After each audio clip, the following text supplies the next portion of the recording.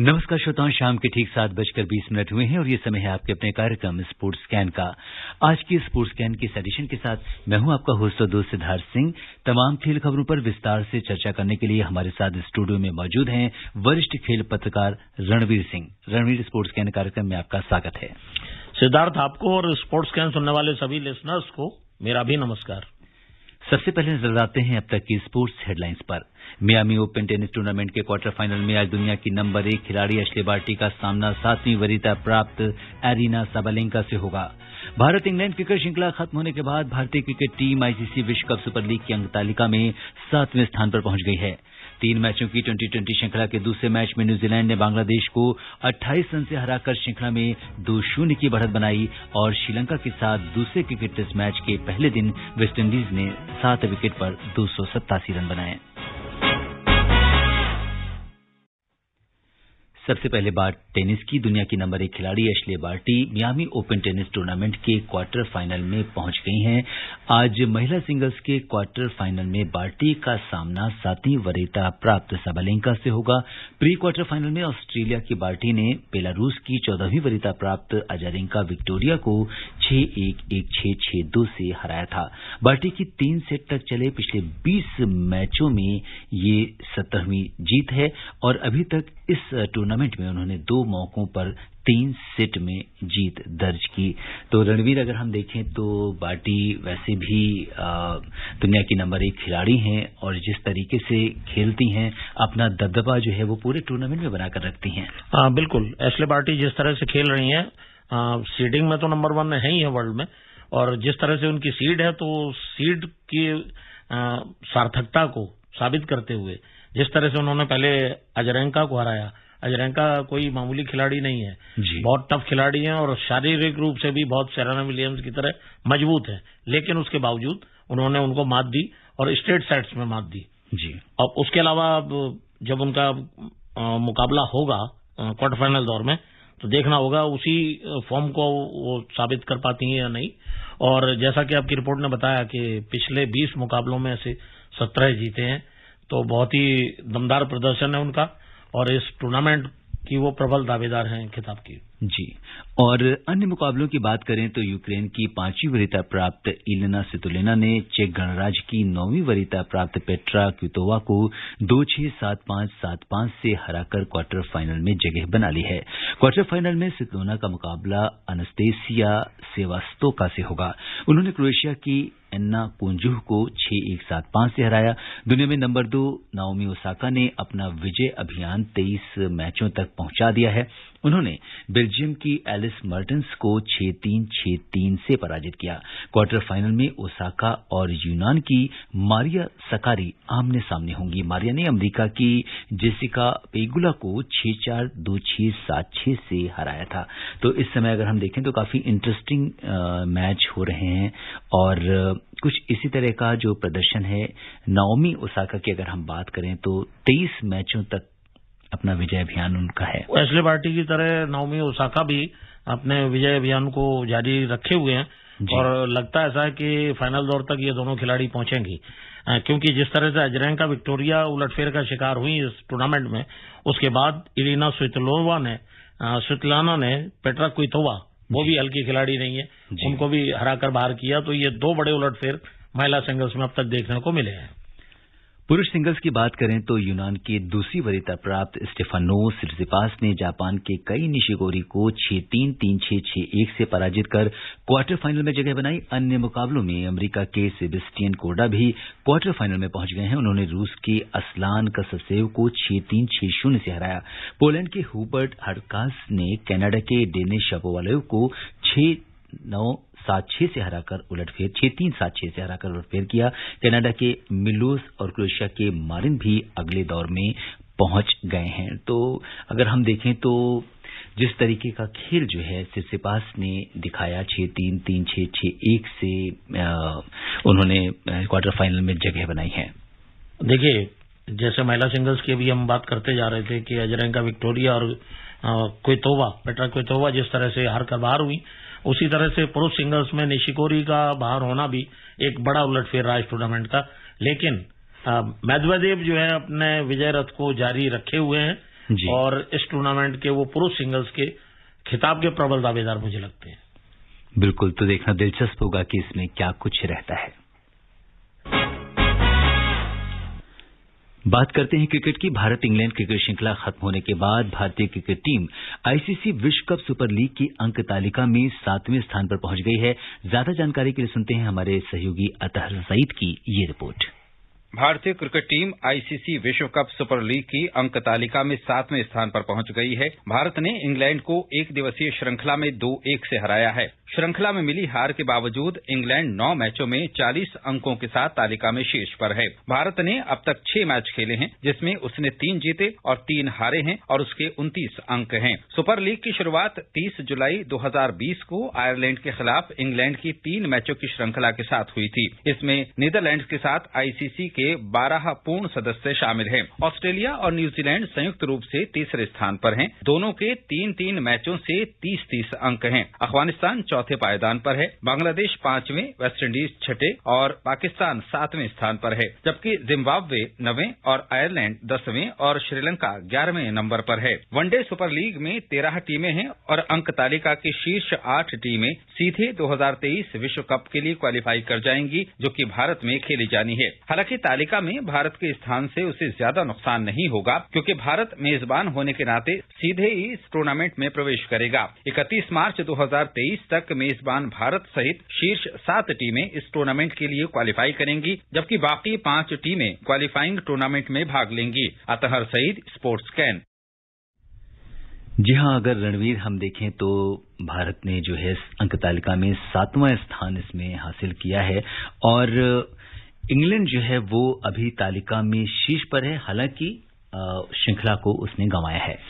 श्रृंखला ही नहीं गंवाई, आप देखेंगे कि तीनों फॉर्मेट में जी इंडिया ने वन साइडेड इंग्लैंड को मारा है। टेस्ट मैच की शुरुआत हुई थी, पहला टेस्ट जरूर वो इंग्लैंड की टीम जीती, उसके बाद भारत ने लगातार तीनों टेस्ट मैच जीत करके 3-1 से टेस्ट सीरीज, उसके बाद T20 और फिर वनडे सीरीज। तो कहते हैं क्लीन स्वीप किया और इंग्लैंड के लिए कुछ पाने के लिए इसमें रह नहीं गया था। जहां तक पॉइंट टेबल की बात है, आईसीसी का पॉइंट्स टेबल है वो अपने हिसाब से चलता है, उसमें वो टॉप पे हैं। हिंदुस्तान ने बिल्कुल सफाया किया इंग्लैंड टीम का, उसके बावजूद 7वें नंबर पे है। तो वो पॉइंट्स टेबल वाली बात है, वो जिस तरह से रैंकिंग निर्धारित करते होंगे, लेकिन ग्राउंड पे जो रैंकिंग थी वो हिंदुस्तान की नंबर 1 रही। बिल्कुल, अगर वनडे सुपर लीग में 13 टीमें हैं और अंक तालिका की शीर्ष 8 टीमें सीधे 2023 विश्व कप के लिए क्वालिफाई कर जाएंगी, जो कि भारत में ही खेली जानी है। तो उस अगर हम कॉन्टेक्स्ट में देखें तो इसकी इंपॉर्टेंस और बढ़ जाती है।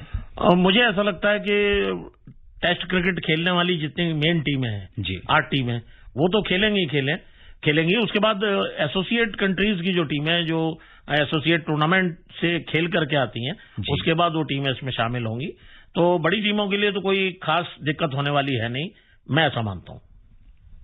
बिल्कुल, और अगर हम देखें तो जिस तरह से टेस्ट अगर हम वर्ल्ड कप की बात करें या विश्व कप सुपर लीग की हम बात करें तो भारत का प्रदर्शन हर एक क्षेत्र में बेहतर रहा है। और अभी कुछ दिनों पहले जो आपने शूटिंग का जो वर्ल्ड कप कवर किया है, तो कहीं ना कहीं देश का इस तरह के स्पोर्ट्स में काफी मतलब नॉट ओनली क्रिकेट, लेकिन हम दूसरे खेलों की भी अगर हम बात करें, स्पेशली शूटिंग की बात करें, तो आपका अनुभव कैसा रहा? देखिए, परसों खत्म हुआ ये वर्ल्ड कप और कोरोना काल के बाद ये पहला राइफल और पिस्टल का वर्ल्ड कप था। शॉटगन का जरूर इजिप्ट में कैरो में अभी 10 दिन पहले हो चुका था, जहां से भारतीय टीम 1 सिल्वर और 1 ब्रॉन्ज मेडल लेकर के लौटी थी। लेकिन ये जो वर्ल्ड कप था, राइफल, पिस्टल और शॉटगन तीनों इवेंट्स का बड़ा वर्ल्ड कप था। और सिद्धार्थ, सबसे बड़ी बात यह है कि अपनी सरजमी पर हमें टॉप के ओलंपिक चैंपियंस, 3-3 बार के ओलंपिक गोल्ड मेडलिस्ट खेलते मिले। हंगरी की टीम में तो लड़ाई इस बात पे हुई कि उनके पिछले बार के जो चैंपियन थे वो क्वालिफाई नहीं कर पाए, और हिंदुस्तान के साथ टीम इवेंट में फाइनल खेलना था, वो फाइनल में वो टीम ही खड़ी नहीं हुई। जबकि हंगरी के जो कोच होते थे राइफल के, लाजलो सुजाक, उन्होंने भारतीय टीम को सन 2000 और सन 96 के बाद से भारत की राइफल टीम जो खासकर महिलाओं की होती थी, जिसमें अंजलि भागवत, सुमा चिरूर, दीपाली देशपांडे, अनुजा जंग जैसी खिलाड़ी होती थी, उनको तैयार किया था और वो वर्ल्ड क्लास कोच थे। लेकिन उनकी अपनी टीम अब इतना आपस में अंतर्द्वंद हो गया, लड़ाई हो गई कि जो चैंपियन खिलाड़ी था वो क्वालिफाई नहीं कर पा रहा ओलंपिक के लिए, जबकि हमारे 15 खिलाड़ी, 15 शूटर्स ऑलरेडी क्वालिफाई किए हुए हैं। और आपको बताऊं कि 2019 में शूटिंग के एक साल में 4 वर्ल्ड कप होते हैं। 2019 में चारों वर्ल्ड कप में मिलाकर के हिंदुस्तान के 21 गोल्ड मेडल सहित 30 मेडल थे, और इस बार के अकेले वर्ल्ड कप में हिंदुस्तान के 15 गोल्ड अकेले एक वर्ल्ड कप में, और टोटल 30 मेडल हैं। बिल्कुल, अपने आप में ये बहुत बड़ी उपलब्धि है भारतीय निशानेबाजों की। पिछले 3-4 साल में, और चीज इसमें एक खास बात और है, पिछले 3-4 साल में जो नई पौध आई है जूनियर शूटर्स की, वो जूनियर है एज से, लेकिन सीनियर्स को मात दे रहे हैं, बड़े बड़े वर्ल्ड चैंपियंस को मात दे रहे हैं। ये अपने आप में बहुत सुखद अनुभव है। और जैसे क्रिकेट में बेंच स्ट्रेंथ की बात होती है कि आज हमारी मेन टीम अगर चाहे टेस्ट हो, चाहे वनडे हो, चाहे T20 में चोटिल रहे, ऑस्ट्रेलिया में भी देखा है, इंग्लैंड के साथ भी देखा, कई हमारे फास्ट बॉलर्स नहीं थे, उसके बावजूद हमारी बेंच स्ट्रेंथ से जो खिलाड़ी जिसको भी चुना गया उसने अपना जलवा दिखाया।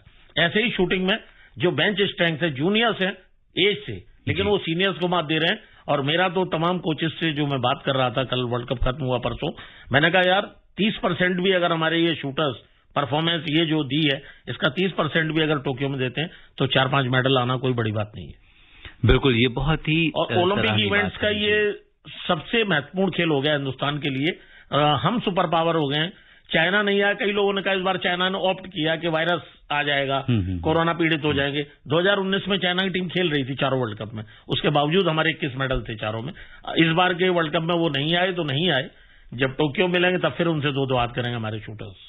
ये बड़ी बात जी। लेकिन जैसा कि आपने रणवीर ये बताया कि जो बडिंग हमारे जो शूटर्स हैं, जो बहुत जूनियर शूटर्स हैं, जो और सिद्धार्थ एक चीज और है, सिद्धार्थ एक चीज और मैं थोड़ा सा रोकूंगा कि यहाँ सिर्फ गोल्ड मेडल नहीं जीत रहे हमारे शूटर्स।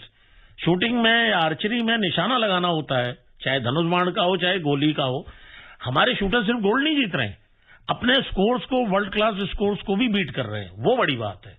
जी बिल्कुल। तो कहीं ना कहीं जो निशानेबाजी के क्षेत्र में हमारे खिलाड़ियों ने बेहतरीन प्रदर्शन किया है।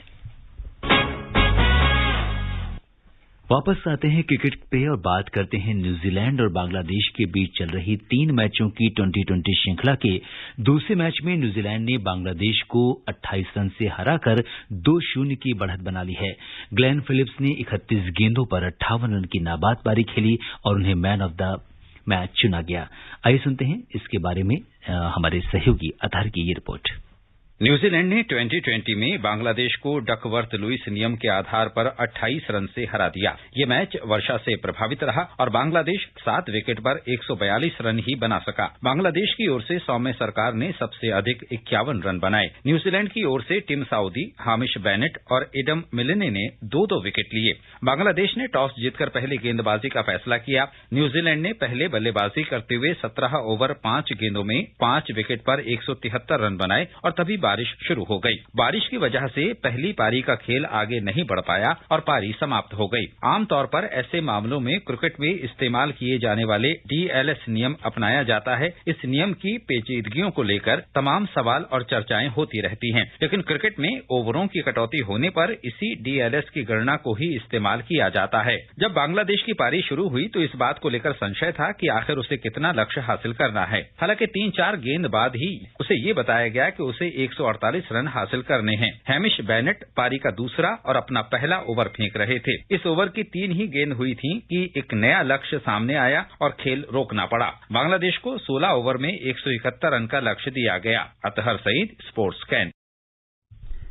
जी हाँ, जिस तरीके से बांग्लादेश की हार हुई और डकवर्थ लुईस नियम के आधार पर मैच का फैसला हुआ, नया टारगेट मिला, तो कहीं ना कहीं न्यूजीलैंड इस समय बहुत सशक्त टीम के रूप में उभरी है और बांग्लादेश की जो ये यात्रा है न्यूजीलैंड में, कहीं ना कहीं बहुत अच्छा प्रदर्शन नहीं रहा बांग्लादेश का।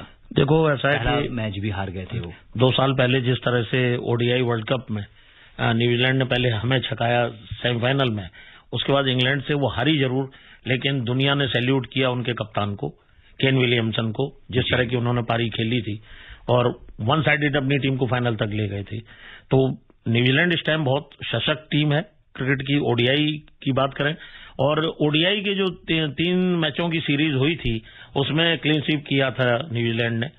उसके बाद अब T20 मैचेस में भी ये परसों मैच जीता, उसके बाद आज का भी, हालांकि वर्षा से बाधित रहा, लेकिन उसके बावजूद डकवर्थ लुईस नियम के आधार पर उनको जो टारगेट मिला बांग्लादेश को वो नहीं बना सके, और इस तरह से न्यूजीलैंड ने T20 सीरीज के भी दोनों मैच जीत लिए हैं। जी, और ग्लेन फिलिप्स की परफॉर्मेंस के बारे में अगर बात करें तो 58 रन बनाए हैं। वो तो बहुत ताबड़तोड़, जिस तरह की बैटिंग चाहिए होती T20 फॉर्मेट में, उस तरह की बैटिंग की है। जिस तरह से हमारे ईशान किशन और ऋषभ पंत या हार्दिक पांड्या कर रहे हैं, ठीक उस तरह का मुजाहरा किया। और जो खिलाड़ी इस तरह की परफॉर्मेंस देगा तो उसकी टीम तो जीतना स्वाभाविक है। श्रीलंका के साथ दूसरे क्रिकेट मैच के पहले दिन वेस्टइंडीज ने 7 विकेट पर 287 रन बनाए। एंटीगुआ के सर विवियन रिचर्ड स्टेडियम में पहले बल्लेबाजी करते हुए वेस्टइंडीज की शुरुआत खराब रही। जॉन कैंपबेल ने 5 रन बनाए। कप्तान क्रेग ब्रैथवेट ने कायले मायर्स के साथ तीसरे विकेट के लिए 71 रन की साझेदारी कर टीम को संभाला। मायर्स ने 49 रन और ब्लैकवुड 18 रन बनाकर पैवेलियन लौट गए। ब्रैथवेट ने जेसन होल्डर के साथ 5वें विकेट के लिए 51 रन बनाए। होल्डर ने 30 और जोसेफ ने 29 रन की पारी खेली। वेस्टइंडीज का जब 7वां विकेट गिरा तो स्कोर 222 रन का था। इसके बाद से ब्रैथवेट ने रहीकम कॉर्नवॉल के साथ अच्छी साझेदारी की और कॉर्नवॉल ने 54 गेंदों में 43 रन बनाए। ब्रैथवेट ने 99 रन की पारी खेली और वो अब अपने 9वें अंतर्राष्ट्रीय शतक से महज 1 कदम दूर है। श्रीलंका की ओर से सुनंगा लकमल ने 3, जबकि विश्व फर्नांडो, लसित दुष्मंता और धनंजय ने 1-1 विकेट लिए। और वेस्टइंडीज श्रीलंका के बीच पहला टेस्ट मैच ड्रॉ रहा था और अब जिस तरह का टारगेट है, क्या कुछ कहेंगे आप? ब्रेथवेट की पारी की जितनी तारीफ की जाए कम है। उन्होंने अपनी टीम को लेड फ्रॉम द फ्रंट वाली बात है और 99 रन की पारी खेली है। और श्रीलंका की टीम भी ट्रांजिशन फॉर्म से गुजर रही है, वेस्ट इंडीज की टीम भी उसी तरह से गुजर रही है। लेकिन पहला टेस्ट मैच ड्रॉ रहने के बाद इस टेस्ट मैच में जिस तरह का आज प्रदर्शन वेस्ट इंडीज की टीम ने किया है, तो लगता है अगर बारिश ना आई तो इस मैच में फैसला हो करके रहेगा और शायद फैसला जो है वेस्ट इंडीज के पक्ष में जा सकता है। भारतीय महिला T20 क्रिकेट टीम की कप्तान हरमनप्रीत कौर की कोरोना रिपोर्ट पॉजिटिव आई है। हरमन ने हाल ही में दक्षिण अफ्रीकी टीम के साथ एक दिवसीय टीम का वो हिस्सा रही थी, लेकिन 5वें मैच में चोटिल होने की वजह से वे T20 श्रृंखला नहीं खेल पाई थीं। इससे पहले रायपुर में हुई रोड सेफ्टी वर्ल्ड सीरीज में खेलने गए सचिन तेंदुलकर कोरोना पॉजिटिव पाए गए थे। सचिन के अलावा इरफान पठान, उनके भाई यूसुफ पठान और बद्रीनाथ भी संक्रमित हो चुके हैं। इरफान हाल ही में इंग्लैंड के साथ हुई वनडे सीरीज के दौरान पार्थिव पटेल और आकाश चोपड़ा के साथ आंखों देखा हाल सुना रहे थे। तो कई सारे खिलाड़ी इस समय अगर हम देखें क्रिकेट के तो वो कोरोना पॉजिटिव हो गए हैं। कोविड का जो दूसरा फेज आया है वो ज्यादा खतरनाक लग रहा है। एक दिन में जितने मरीज हो रहे हैं, तो हमारे खिलाड़ी भी जब मैदान में जा रहे हैं तो उससे अछूते नहीं है, असर उनके ऊपर हो रहा है, जो कि तमाम रिपोर्ट से पता चलता जा रहा है। बात करते हैं आईपीएल की। आईपीएल का 14वां सत्र 9 अप्रैल से शुरू होगा। फाइनल 30 मई को खेला जाएगा। 14वें सीजन में सभी 8 टीमें 52 दिन में फाइनल समेत 60 मुकाबले खेलेंगी। सभी मुकाबले 6 शहरों अहमदाबाद, बेंगलुरु, चेन्नई, दिल्ली, मुंबई और कोलकाता में होंगे। फाइनल अहमदाबाद के नरेंद्र मोदी स्टेडियम में खेला जाएगा। पहली बार ऐसा हो रहा है कि देश में टूर्नामेंट होने के बावजूद कोई भी टीम अपने घर में मैच नहीं खेलेगी। अगर हम देखें कि कोलकाता का मैच कोलकाता और मुंबई का मैच मुंबई में नहीं होगा। आईपीएल इतिहास में अब तक मुंबई इंडियंस ने सबसे ज्यादा 5 बार खिताब जीता है। रोहित की कप्तानी में टीम 2013, 15, 17, 19 और 2020 में चैंपियन रही है। तो सभी को इंतजार है रणवीर आईपीएल का। बिल्कुल धूमधड़ाका का क्रिकेट देखने के लिए सब लोग तैयार हैं और हिंदुस्तान में ही हो रहा है, 6 शहरों में होगा। तो कम से कम उन 6 शहरों के जो स्पेक्टेटर्स हैं जो मैदान में न जा पाए, लेकिन उसके बावजूद उनको ये तो रहेगा कि हमारे शहर में क्रिकेट का रोमांच जो है चरम पर चढ़ रहा है। श्रोताओं, अब समय अनुमति नहीं दे रहा कि हम कुछ और खेल खबरों पर चर्चा करें। रणवीर, आप हमारे स्टूडियो में हैं और तमाम खेल खबरों पर चर्चा करने के लिए आपका बहुत बहुत धन्यवाद। शुक्रिया सिद्धार्थ। श्रोताओं, स्पोर्ट्स कैन में आज के लिए बस इतना ही। अगर आप इस कार्यक्रम को दोबारा सुनना चाहते हैं तो लॉग ऑन कर सकते हैं हमारी वेबसाइट newsonair.com पर। कल शाम 7:20 पर दोबारा मुलाकात के वायदे के साथ इजाजत दीजिए अपने होस्ट और दोस्त सिद्धार्थ सिंह को। तब तक के लिए नमस्कार।